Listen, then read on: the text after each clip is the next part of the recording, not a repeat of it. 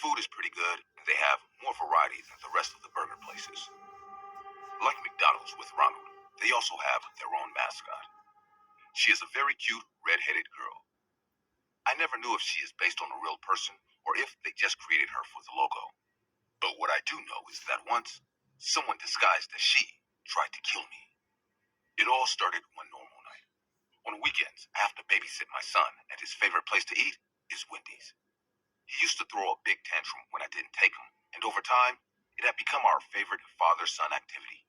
Everything was going well until one day, I noticed something strange.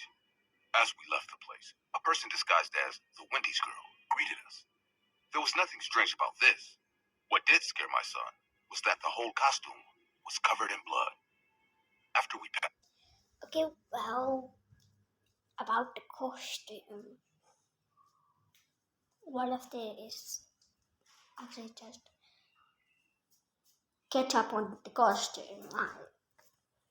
It's Wendy's like. Her. She walked behind us, still waving at us. My son started to get really scared and started to speed up his pace. I thought about confronting this person, but to tell the truth, I'm a pacifist. So yeah. I don't know how to fight, and I don't want to. I would if it was to defend my son, but what would that accomplish? I would only put him at risk. I decided to pick up the pace and get into the car as soon as possible. Just a few steps away, the girl was still waving at us in a terrifying manner. Several weeks passed, and my son was somewhat reluctant to return to the restaurant, until one day.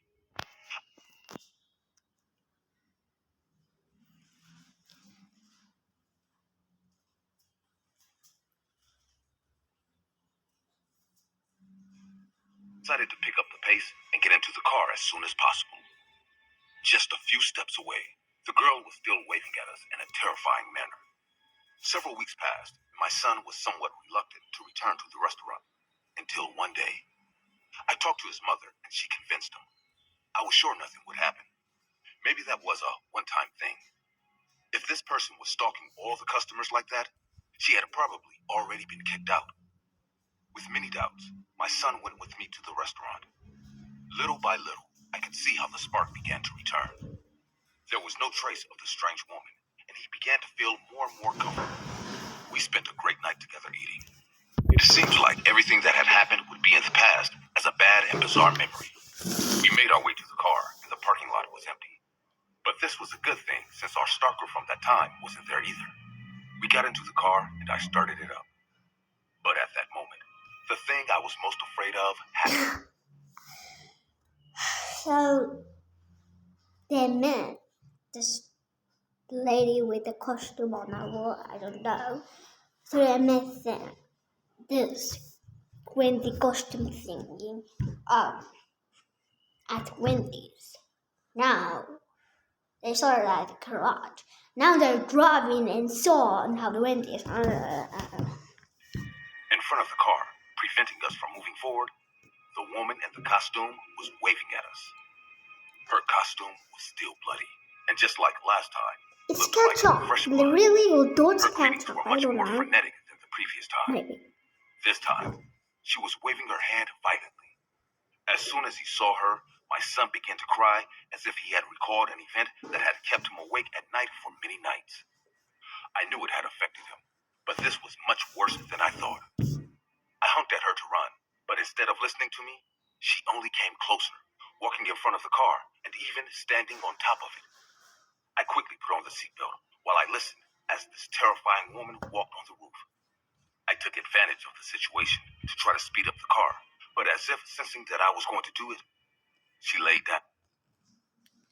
So the moment that she does this, like that on the window, and it doesn't make sense.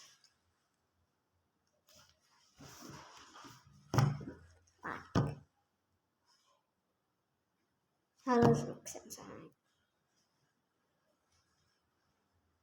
Okay, this is creepy stories and all that stuff, and whatever, and three stories in this channel. What I watch that we are watching. So And stuck her head inside of the window. showing us a big knife in the process. I accelerated the car, but in a matter of seconds, we lost control and crashed into a pole. All the car's tires were flat. The woman had fallen from the accident, so I took the opportunity to grab my son and run back to the Wendy's. On the way, the woman caught up with me in a matter of seconds and threw me to... Okay, so first off, the woman was up the car, and then the man actually drive. Now he was, and then the lady was dead. But now he took the man.